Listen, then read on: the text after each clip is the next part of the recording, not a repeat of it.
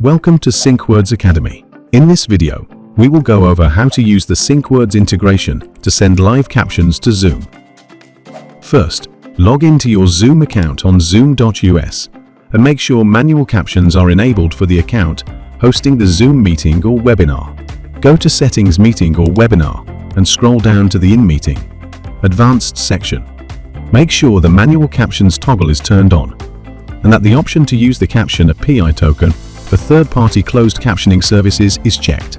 Now, in your Zoom meeting or webinar, click on Captions. The Captions button may be hidden under the More button, depending on the size of your Zoom window and other features you have enabled.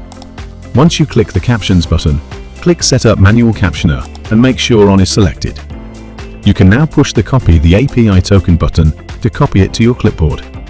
Now, go to your SyncWords event. Select Integrations from the left-hand side of the page and paste the API token that you have just copied in the API key field. Please make sure you are on the Zoom tab. If you are translating your event, select the language you want to send to Zoom from the drop-down list.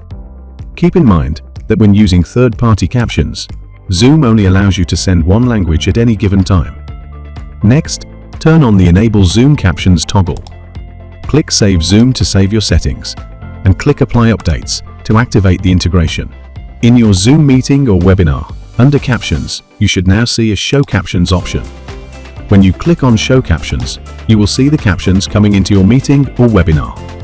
Once SyncWords begins to send captions or translations to your Zoom meeting or webinar, all participants and panelists will receive a notification that closed captions are available.